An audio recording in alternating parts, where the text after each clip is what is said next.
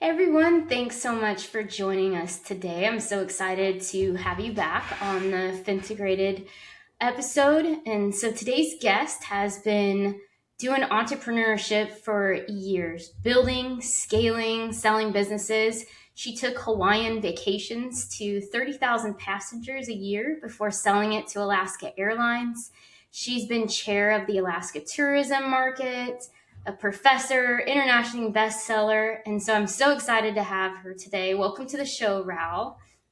Oh, thank you, Christy. It's lovely to be here with you. Yeah, I'm so excited. But before we jump in, I want to kind of pull this all together of why it's so important to have this conversation today because we all know I work with 3 to 20 million dollar companies. They're in that stage where they're running in the daily day. Revenue's up. The owner is still very in the day to day of the decision making. Those problems are always landing on their desk and the numbers can reflect it. And I think what's important is what Ral is going to share today describes operationally what the business owner then does see on my side when they're starting to look at the P&L and those problems are showing up because there's a lack of systems and all of the processes along the way. So I think it's very timely that we're having this conversation as well. But one thing I wanted to have you open up, Raul, is I think you grew up basically. I think entrepreneurship was in your DNA from day one, just because Yes, of it was. what your dad did and having a family business and you built and you went on your own and how many amazing things you and your husband have built together. And if you want to just kind of share what those early years looked like, what they've taught you that really no book or classroom could ever teach you. You had to learn it yourself. Yes, well, thanks for that. Yes, you're right. Entrepreneurialism was in my DNA. I think from both sides of my family. My mother's parents were gold miners, so they were, adventurers and pioneers as well. And then my father started a travel company in Alaska in the 40s, and he basically was is known as the founder of Alaska tourism. And so I grew up in this family business that sold Alaska. So obviously Alaska was part of my life, even though I was born and raised in Seattle, but we went to Alaska regularly all through my growing up years. And then as I was in my 20s, and I did work for the family business for a while, but then it was time to strike out on my own. And I moved to Alaska, took a job, first of all, as director of marketing for a tour company in Ketchikan. And after about a year there, I said, no, I want to be on my own. I want to start my own business. So I moved to the big city of Anchorage, further north, and there I opened up a marketing consulting firm that, of course, specialized in tourism because that's what I knew. Mm-hmm. And it was there that I met my husband. And he was inspired to start a business because he saw me flying off to Hawaii on business trips. Because some of my clients were Hawaii tourism businesses that sold to Alaskans. Because Hawaii was and has been for many, many years the most popular vacation destination for Alaskans. I guess it makes sense. In the Yep. wintertime, let's Right? get to Like, some give me sun, sand, and something surf. warm. Yes, absolutely. And Hawaii was just a 5.5 hour flight from Anchorage. Very easy, nonstop flight. So I was advising my husband and helping him grow his business, getting him to package uh, accommodations in condos. He started off by just representing condo owners who, would sell their vacation rentals to Alaskans. And then I said, no, combine it with rail cars and inter-island air. And then we added the trans-Pacific air to get them to Hawaii. And so the company was doing well and it was growing and profitable. And then that airline decided to stop flying from Anchorage to Honolulu. And we were left really without a product to sell. And it was like, uh-oh, what are we going to do now? Do we just shut the business down? And, I still had my business, and that was keeping us afloat financially. But we got to the point where we were making payroll by taking cash advances on our personal credit cards. So this couldn't go on for very long. So we had to make a decision, and we decided that Alaskans really, really need this fast and inexpensive way to get to Hawaii. We need to figure this out. And I was kind of bolstered by my mother's, one of her favorite sayings was, where there's a will, there's a way. Yep. And I just said to John, there's got to be a way. We're going to figure this out. We're going to make it happen. And so we did. He found a plane that we could charter. It was a plane that was doing summertime charters from Anchorage to Tokyo, but on the back side of that, that plane was available to make round trips between Anchorage and Honolulu. So he negotiated with the airline, and we signed a contract to hire that plane, charter that plane for the summertime series. And yet it was like, uh-oh, what are we doing? This was a huge guarantee that we had to sign, because we had to pay a flat amount for that plane, no matter whether it had one passenger Mm-hmm. or if it was full. It was a flat rate. So the risk was huge. And we hadn't had that kind of risk before. We just paid for whatever seats we needed. So like, oh my God, should we do this? So I looked at the numbers, got out the spreadsheets and said, okay, what have we actually sold in previous summers? Do we have the numbers? And the numbers told us, yes, you can do this. You've had that many passengers going to Hawaii previously. So we did. We took the big gulp and made the commitment, and we did well. And that was just the beginning of what really became Hawaiian Vacations, a scheduled charter airline operating between Alaska and Hawaii. And yes, we still had all the vacation packages and everything too, Mm-hmm. but the real driver of the business were those charter flights. And I'm not talking about little planes here. I'm talking about wide body jets like 767s and, couple hundred to 300 Yeah, passengers per not plane. the hey, Yeah, we're taking 15 people and it's good. Yeah. no, yeah, those planes probably don't even make it all the way to Hawaii. But No. so yeah, so the company just grew and grew and grew. But of course, uh, John and Ral, mom and pop, weren't able to keep up with that much growth. We were soon absolutely enveloped in chaos. And we did not have the systems and the procedures to handle the kind of volume that we had just, stumbled into. And it was messy. I remember one day I was hiring a new reservations agent, because the phones, in those days, we took our reservations by Mm-hmm. phone. Nobody used the internet for bookings back in the early 90s. So we needed more people to answer the phones. And I hired somebody. And right at the end of the interview, I said, all right, you're hired. Now, there's a phone, go answer it, take a booking. And that was the extent of the training. And it's like, oh my God, this, this is not right. this cannot work. And sure enough, it wasn't working. It was chaotic. People didn't know what they were doing. Our customers were getting upset, because they weren't getting good service. And so we had to back up and say, oh my God, we need to figure out a different way to run this business, or we're going to drown and it's going to Yeah. fall apart. So that's when we started learning how to really be the owner of the business, instead of being, up to our armpits in the details, like most Like entrepreneurs most, are, yeah. right? Yeah, It's yeah. so easy to get And caught in that because you don't know otherwise, and you have to learn it. yeah, yeah. So, we stumbled along. I decided to go back to college, and study organizational management. So I'd be going to classes at night, and I'd come to the office the next day and say, okay, here's what I learned, and now this is what we're going to do.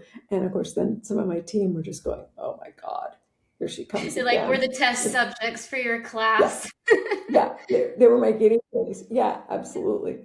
And they just, oh, Ral, stop it. But I didn't.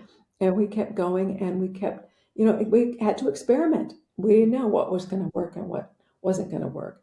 And so, like I said, it was messy to begin with, and it was not smooth. We didn't have good customer service.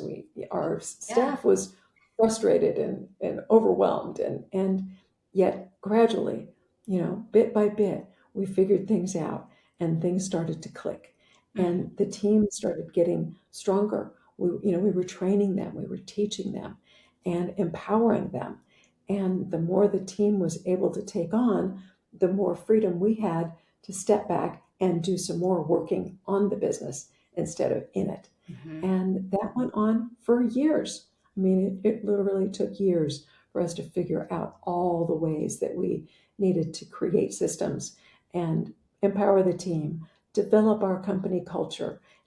I studied organizational culture in this college curriculum, and it was fascinating to me. And so I was very keen on establishing a really strong, vibrant culture for our organization.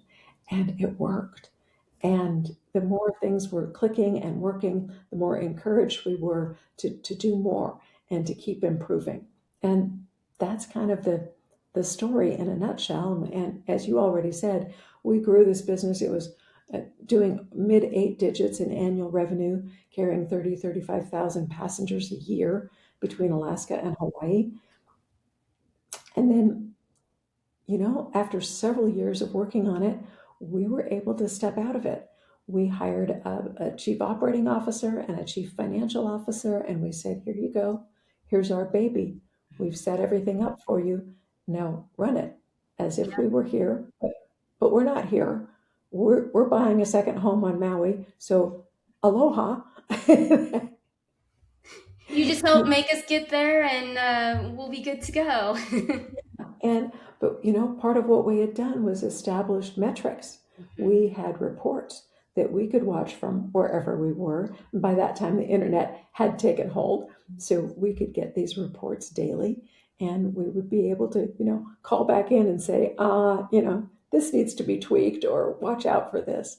So we weren't just like totally absent, but Right. we weren't in the office. We were not in the thick of the day to day, and we were starting to enjoy our lives. We bought a small yacht and we played on that in the summertime in Alaska. And in the winter, we would go to Hawaii to our new home and play there. And it was the beginning of, really living the dream for us. Oh, I bet. And I Yeah. think that's what entrepreneurs they go through. I mean, every successful one, they're going through a season of life that's so chaotic. From the outside, it's chaotic on the inside. They don't think they're going to make it, and it's like, oh my gosh, how am Mhm. I going to survive this? But how important it is to build that system so that you have a solid foundation to your organization.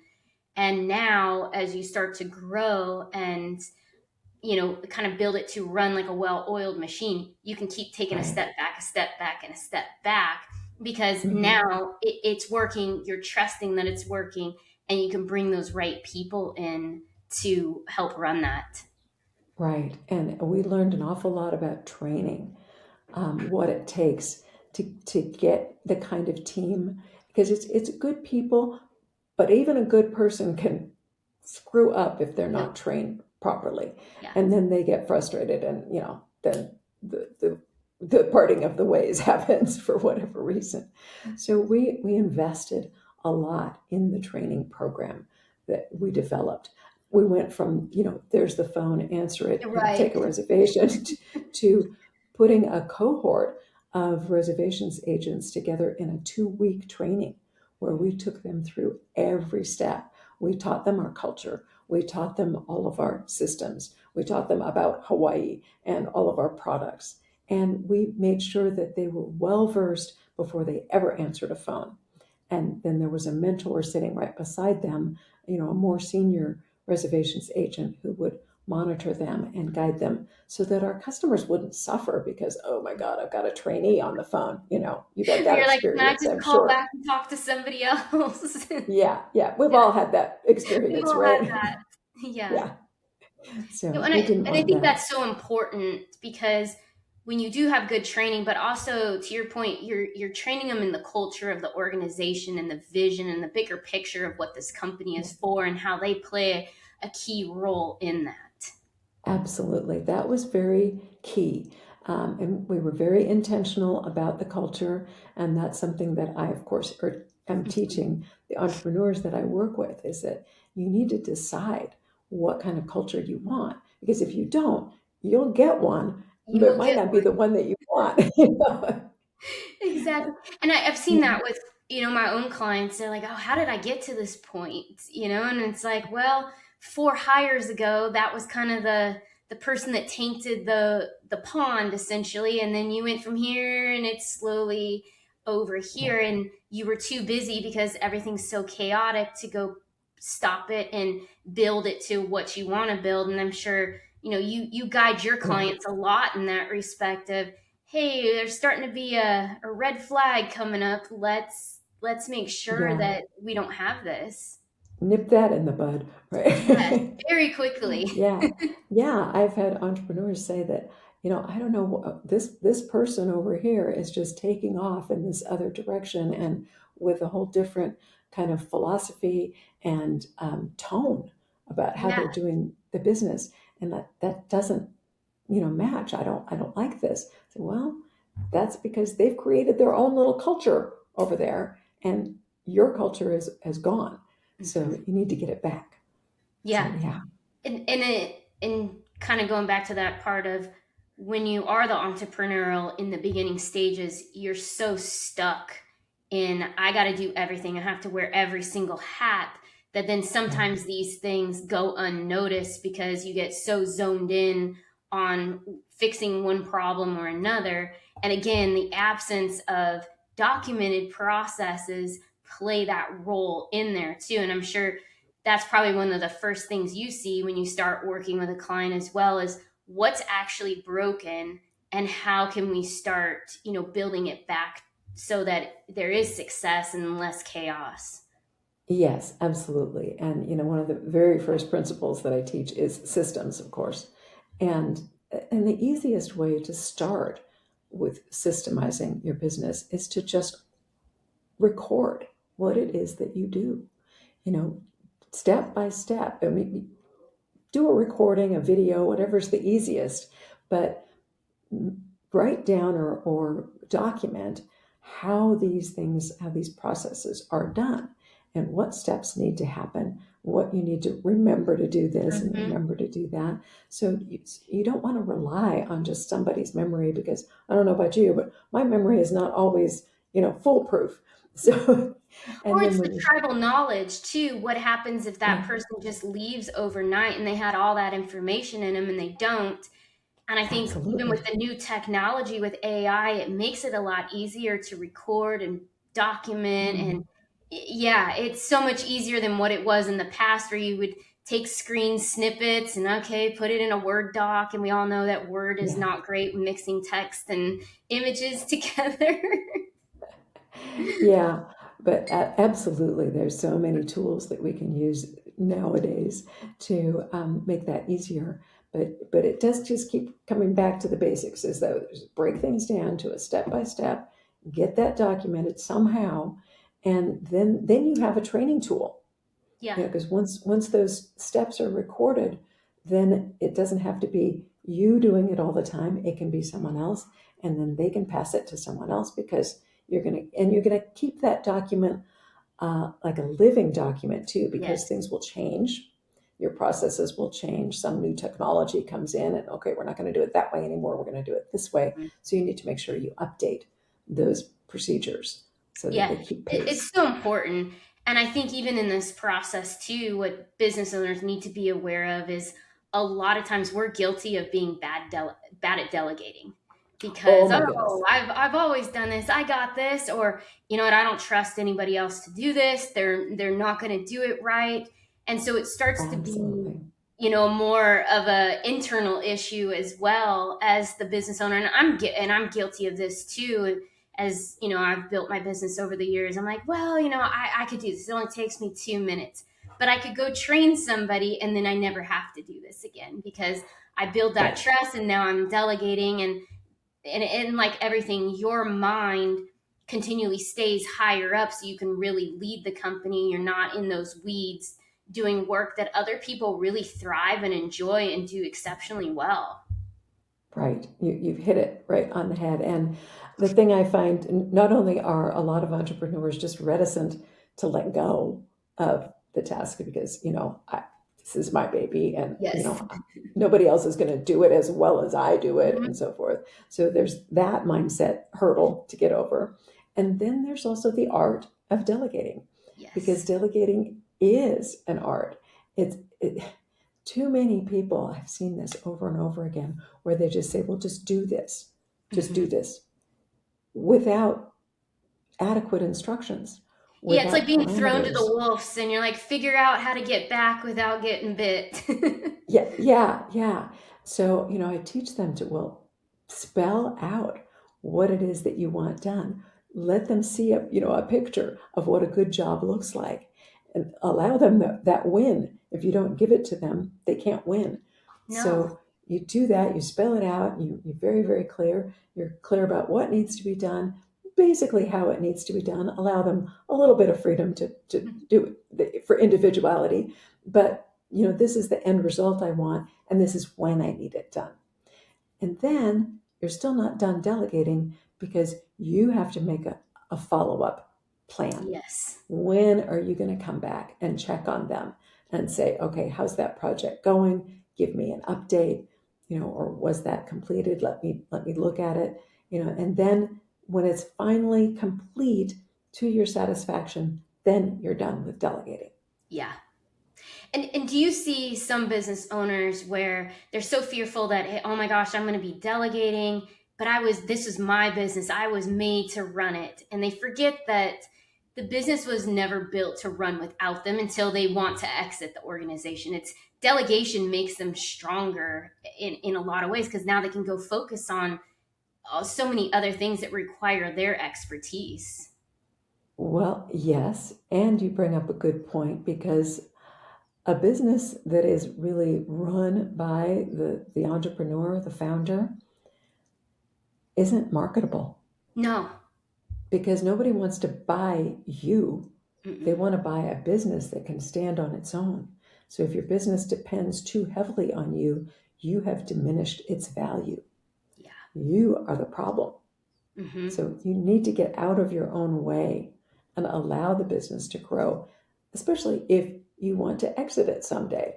And, Yeah. let's face it, we're going to exit our businesses someday, one way or the other. Mm-hmm. So why not plan for it and make that happen in a very smooth and profitable way? Mm-hmm. Yeah, and I you kind of see that in the like going back to the finance side of things when businesses can't run without the owner. You know, now you're getting decisions are getting delayed. Margins are probably not as good as they could be. Cash flow might be a little bit more unpredictable because that owner becomes the bottleneck, and you need that those Mm-hmm. delegations in there so that it can start running smoother. So I would say, you know, kind of like what you've talked about operationally, again, we see the aftermath of when those things aren't done. It reflects in the numbers, and we all know when you look at the numbers, they're not going to lie about what's happening. They're brutally honest, Mm-mm. whether we want to see that or not. Right. Yeah, you're absolutely correct. And I think most of us start businesses because we want them to be profitable and we Hmm. want them to thrive and grow. And yet we don't understand that we have become the bottleneck Yeah. in so many ways. And that's true with everything that you just outlined, cash flow and everything. Because you know what? One person or even two people, if it's a partnership, mom and pop or whatever, you can't do it all. You can't. You have to be able to spread the work around. And then you can find people who can do certain things better than you can, Yep. and don't be afraid of that. Hmm. That's actually should be the goal, It is to should be the find people who goal. are Yeah. smarter and better. Yeah. And it's humbling too, because you think, I started this was my thoughts and desire, my hard work. And you do have to humble yourself in a lot of ways, of there is somebody that's smarter and better than me, and my goal is I want them to work with me and help me grow this even more, because I can take it so far, and I need to lean on somebody else's expertise to get to this next goal that I want it to be. Yeah, we that happened to us when we handed it over to our COO and the CFO, and then like 2 or 3 years in, we're like, God, you guys have really grown this a lot more. Yeah. And we was kind of like, well, I thought we were doing an okay job, but look at what you've done. And then they very graciously said, well, but you laid the foundation so that we could take it from there to the next level. Hmm. And that's what you want to do. Yeah. Give the business a really good, strong foundation. And the 6 principles that I teach, I call them my 6-legged stool, and that's the foundation. And you need to make sure that all of those 6 principles are in place and operating well, and they're being updated all the time. And Hmm. then that business can almost take on a life of its own and grow, as you said, beyond you. Yeah. Yeah. And that's something to be celebrated in so many ways too, because it goes to show, when you do have those right systems and processes in place, you kind of know what type of people you do need to hire. You then have metrics and everything to determine, are these people the right people? Do they fit the culture that you've worked so hard to build, and the things that they need to get out of that position? And I think that helps when you're an owner, to know whether somebody's going to kind of taint the pond a little bit and they're not the right fit. You can catch it a lot sooner and be able to Mhm. have people that are really all in and bought into the good of what an organization is doing. Yes, absolutely. And we would spell out our culture and all of those parameters before we hired anybody, and get the buy-in. And Hmm. we kind of used an expression like we would fire them before we hired them. Yeah. Just make sure that they understood that, okay, this is what is acceptable and what we want, and this other, no, No. not going to fly here. So Yeah. yeah. So let's say a business owner is listening right now and they feel completely maxed out in every area of their life. When you sit down to start working with them, where do you usually start? What is that first step? The first step for me is to find out what they want their life to look like. Mm. What's their vision for where they're going to be 10 years, 20 years, 30 years from now? What do you want your life to look like? And then let's build the business to fit that, Hmm. to be able to support your life vision. Because Yeah. isn't that why we are It's entrepreneurs? right. Do you Yeah. ever find, and I had some conversations with people earlier this week, I was at a business event and we talked about, sometimes when it's so chaotic, it's hard to dream what could my life be Mm. like, or what could the business be like? And I'm just curious to know, have you had that with some of your clients that you've worked with it's like, oh gosh, well, I can think about what it could be 3 months from now, but 5 years, I have no idea, because I'm almost afraid to think what it could be, because what if a day doesn't go well? Yeah, there is that. And I also find that some people just aren't allowing themselves to think big enough. Hmm. They have limitations. We talk a lot about mindset, and what are your limiting beliefs that are holding you back from dreaming big? Like when we talk about, oh, well, we have these 2 homes. At one point we had 3 homes and a yacht and travel the world and so forth, and they look at that and go, yeah, yeah, I couldn't do that.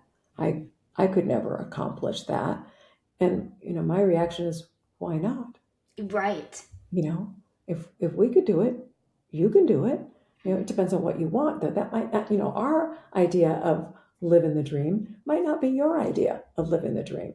Maybe you'd rather be doing yoga retreats or camping or going fishing or whatever.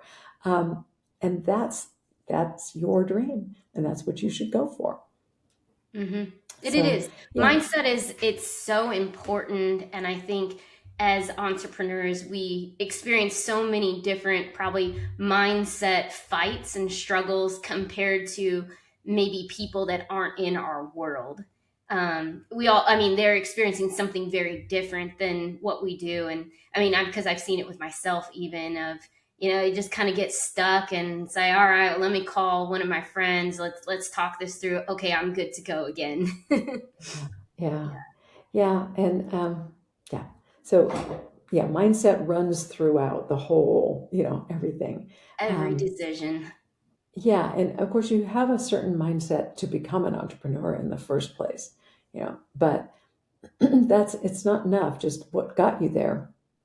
Then you need to have the mindset that can carry you forward and being willing to, let go, to try Hmm. new things, to take risks, to trust other people. Those are all mindset issues, really. Yeah. So, and allowing yourself to dream and Hmm. dream big, I think is an important one. And if you can't think beyond, 3 months from now, like you were saying, we have some work to do. So, You're like, there's a little bit to work through here. So I wanted to ask you, there was one of your blog posts I had read a while back kind of talked about the moment you realized your business wasn't supporting the life you wanted. And I think mhm. that's really important as entrepreneurs because we all probably get to that point of, oh, wait a second. I thought I would be here. Maybe it's here. I want to go here.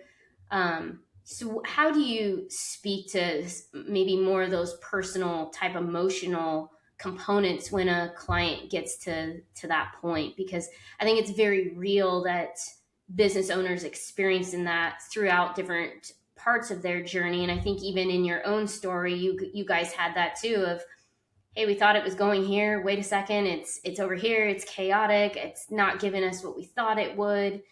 Mhm. How do you kind of pause and rebuild and refocus? Yeah, well, and those moments, as you mentioned, they happen throughout. It's not just a one-time thing. Would I be mean, nice if I it think it's was. yeah, yeah, but I think it's important to check in. In fact, I teach people to have a check-in with themselves, like at least twice a year, to say, all right, is my vision and my business, are they still aligned? And Yeah. sometimes your vision for your life changes. So then, do you need to realign your business because you've got a different vision? And we go through different phases of our lives. When we're young and have young children, that's one phase. And now, like my husband and me, we're in the grandchildren phase. So, we don't have to worry about taking care of the kids at home. So that's a whole different animal. Yeah. And so I think that it is very important to, when you get to that point where it's like, wait a minute, this is not the way I want to live. This is Yeah. not, it's not going right. You have to step back and you need to recalibrate and maybe pivot, maybe Yeah. make some changes, And I think and that's the best part, or maybe the hardest part sometimes is kind of sitting in that and then finding your own clarity because the world around you can get noisy and people all have opinions on what you should or shouldn't Mhm. do. And they're usually Right. very loud about those when they know nothing about probably what's best. But Hmm. I think it is getting in those uncomfortable moments and really understanding, okay, what do I want this to be? And then from there, start putting together the path of where you want to go. Right, right. And, being willing to make changes Yeah. so that you can get yourself and your business in alignment again. Mm-hmm. So I do this regularly with this new business of mine. And in fact, I just did it again the other day. So it's like, wait a minute, I'm not enjoying this part. I don't want to Mm-hmm. do this anymore. So I need Yeah. to change. Mm-hmm. No, it's the same thing. I do that a lot, and thankfully, I have a really good group of colleagues or whatever other entrepreneurs that we can kind of sit and talk through those things together because it's so easy to get caught up of, oh, I don't really like this. It's like, what? you're so good at this. It's like second nature. How are you tired of it? And you're like, all right, yes, you're correct. Let me refocus. Let me get back, and now I'm good again.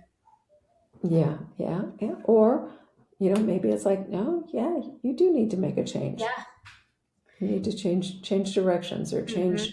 um, change your area of responsibility. Maybe you're overseeing a certain part of the business that's like, yeah, I don't want to be doing this anymore. I Hmm. need to find somebody to take that over for me because Yeah. I don't want to do that. It's not the best use of my time. You've outgrown it, and that's a good thing. Hmm. Yeah. Hmm. Hmm. And Yeah. I see that a lot with, different clients I work with.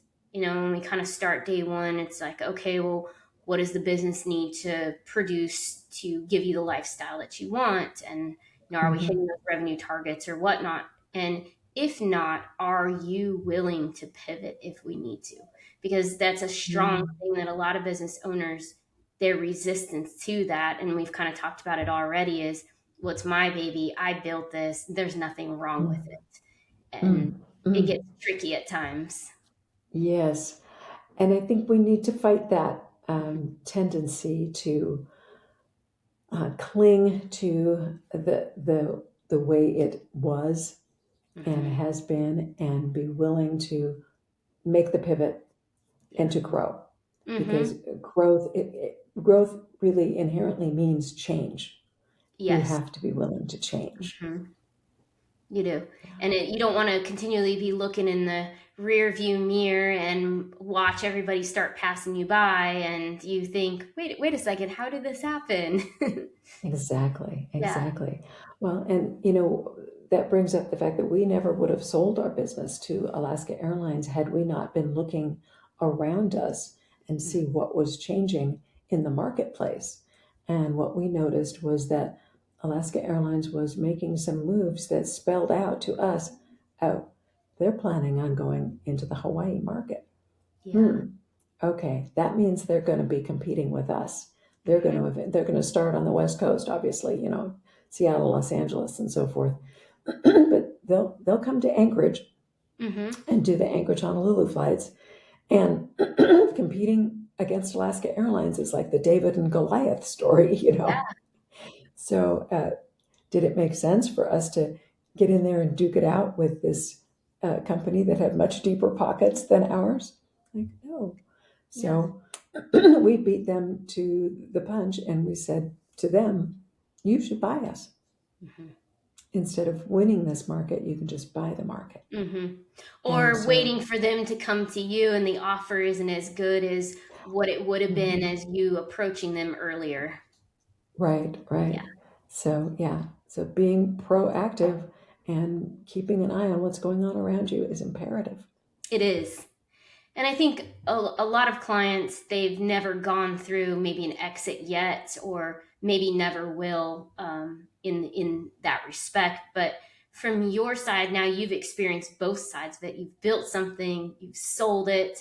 What do you think most owners can get wrong when they're preparing to exit, if they haven't done things in the beginning, and kind of maybe how your framework comes in and can potentially help them even in that stage of life? Yeah. Well, absolutely. They need to have all of these principles in play and they need to have themselves out of that primary role as operator of their business. They need to be positioned as the owner, who's, I like to call it, is like being the orchestra leader. They're not Hmm. playing the instruments, they're leading the orchestra. So if you don't have your business set up that way, it's not really ready for any kind of an exit. Yeah. So you have to do that first. So, and that, means having your system set up, making sure that you've got all of your metrics, all of your reporting, uh, your KPIs, everything, and making sure that you're using leverage as many ways as you can. Do you have your automation? Do you have your systems? Have you delegated most Hmm. everything to team members?